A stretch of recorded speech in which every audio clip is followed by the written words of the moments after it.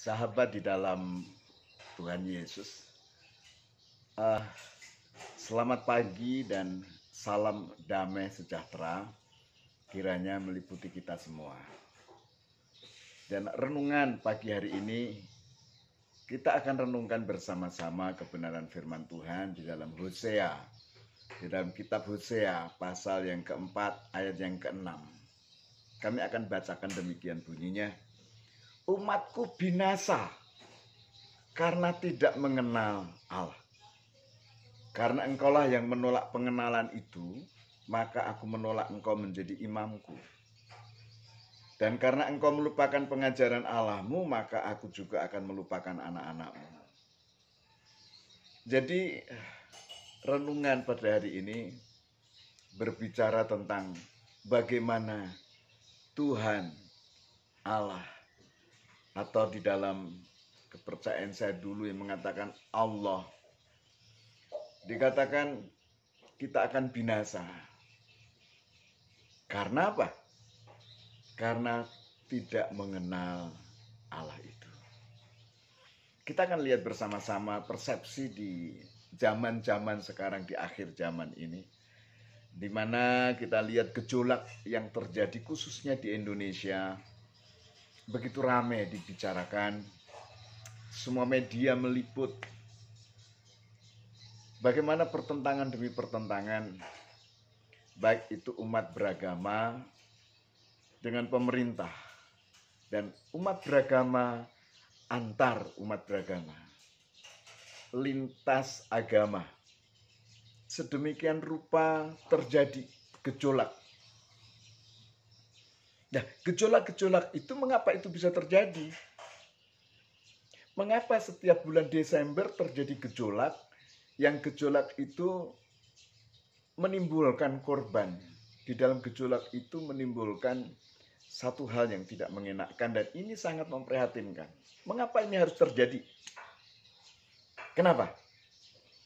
Karena satu hal. Di dalam kitab suci mengatakan, umatku binasa karena tidak mengenal Allah. Tidak ada pengenalan akan Allah. Tidak mengenal Tuhan. Hanya sekedar tahu. Hanya sekedar orang itu beragama, tapi pada hakikatnya sebenarnya mereka belum mengenal Tuhan yang sesungguhnya. Coba kita renungkan bersama-sama hal ini. Orang Kristen banyak yang hanya sekedar Kristen. Kristennya hanya muncul di bulan Desember yang disebut Kristen Natal saja. Mereka tidak mengenal Tuhan. Mereka tidak mengenal Allah. Apalagi agama-agama yang lain. Sama, mereka tidak mengenal Tuhan yang sesungguhnya. Mereka hanya tahu ada Allah, ada Tuhan itu ada. Walaupun tidak terlihat, tetapi kuasanya itu nyata. Karena tidak mungkin bumi ini ada tanpa ada yang membuat. Bumi ini ada oleh karena ada Sang Maha Besar yang disebut Allahu Akbar itu. Sang Allahu Akbar itu mengutus firman-Nya menjadi manusia. Nah, di dalam bahasa Jawa ada tembangan yang begini, dikatakan begini. Yang ini berhubungan dengan bulan Desember, Natal itu. Semut ireng, anak-anak sapi, kebobon tangannya berangkali pengawan. Ya, masih panjang lagi. Tetapi dikatakan di situ begini. Semut ireng, anak-anak sapi. Artinya apa? Semut hitam punya anak sapi. Bahkan orang Jawa pun tidak tahu artinya. Tetapi dari persepsi bulan Desember, bulan Natal ini, semut ireng, anak-anak sapi itu terjadi. 2000 tahun yang lalu, Siti Maryam atau Maria itu bukan anak presiden, bukan anak gubernur, bukan siapa-siapa. Dia orang kecil yang tidak dipandang. Dia diumpamakan hanya sebagai semut hitam, semut ireng. Tapi mempunyai anak besar, sapi. Semut hitam punya anak sapi. Besar. Kenapa dia besar?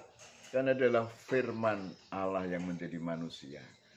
Firman yang diutus menjadi manusia untuk melaksanakan misi Allah, yaitu untuk menyelamatkan saudara dan saya yang mau mempercayai Dia. Nah, karena orang tidak mengenal Yesus yang sebenarnya, makanya setiap Desember, setiap bulan Natal, gereja diserang. Orang Kristen dihina. Bahkan ada larangan untuk mengucapkan selamat Natal. Artinya tidak mengakui tentang Yesus itu adalah Tuhan yang pernah lahir menjadi manusia. Coba kita renungkan bersama-sama. Semut ireng anak-anak sapi. Semut hitam mempunyai anak sapi. Anak orang biasa, dia hanya sebagai sarana kelahirannya. Tapi sebenarnya dia adalah firman Allah yang menjadi manusia. Yesus itu adalah asma Allah. Makanya di dalam nama Yesus orang mati bangkit. Di dalam nama Yesus orang sakit sembuh. Di dalam nama Yesus banyak perkara dibukakan. Itu pengenalan akan Tuhan. Nah, pengenalan akan Tuhan selanjutnya dikatakan di sini, ya, karena engkaulah yang menolak pengenalan itu, maka aku menolak engkau menjadi imamku. Banyak orang mengatakan imam. Sekarang ini banyak orang mengatakan imam.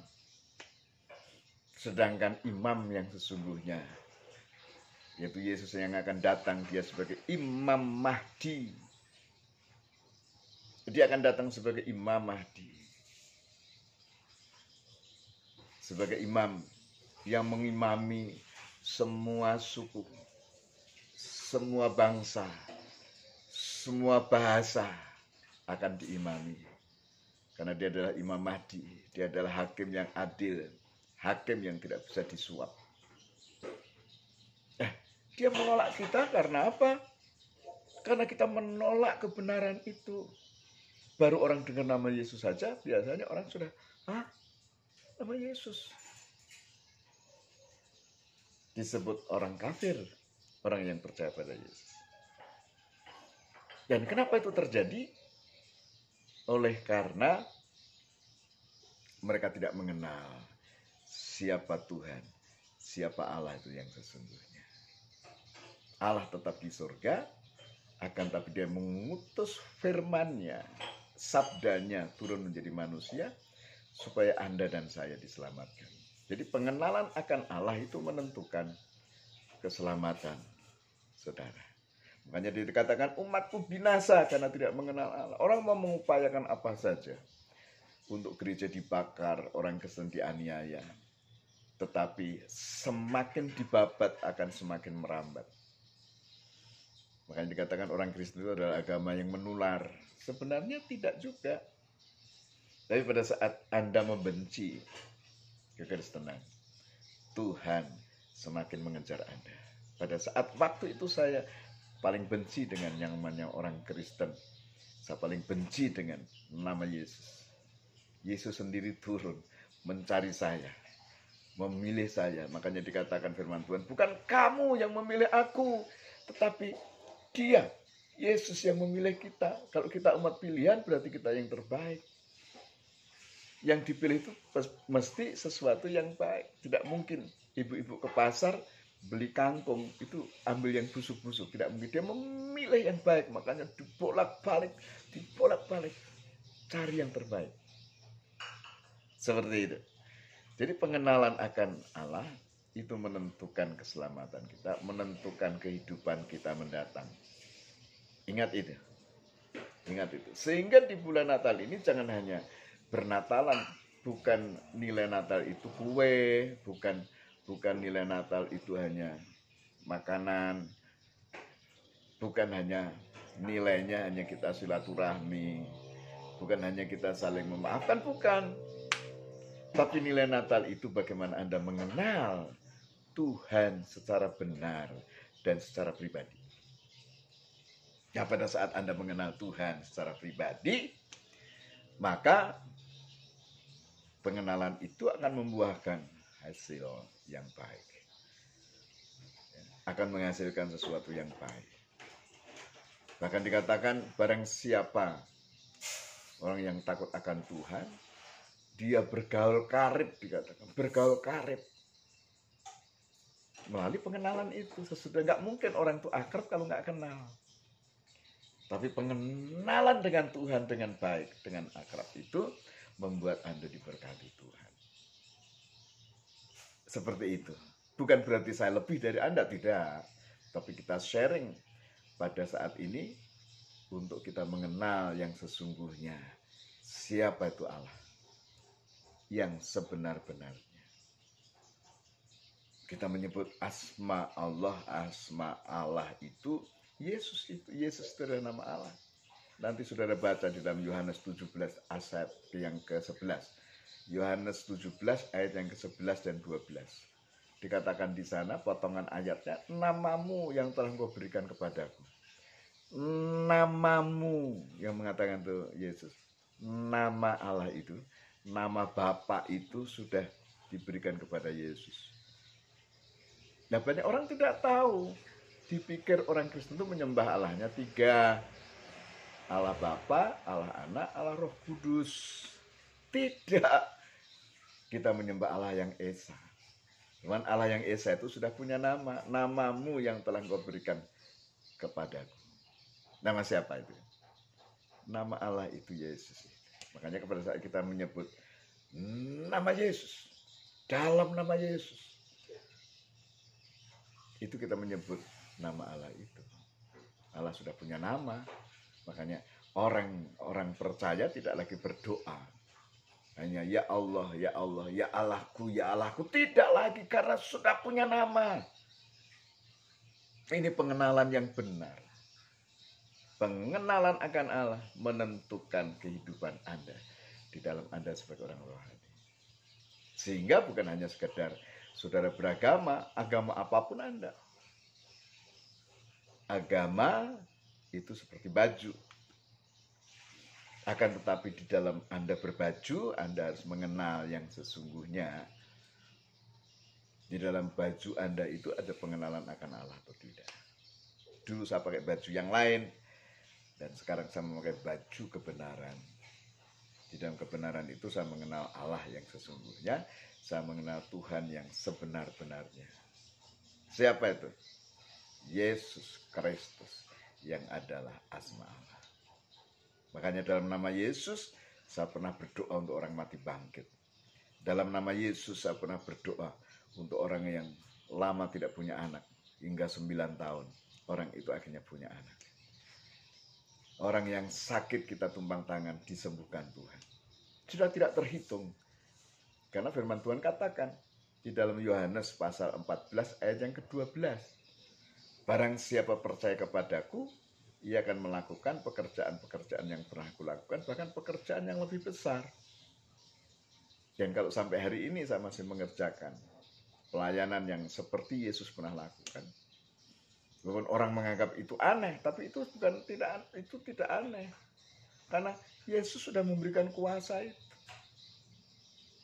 Kuasa akan turun atas orang tersebut pada saat dia melangkah menjadi saksi Tuhan. Itu.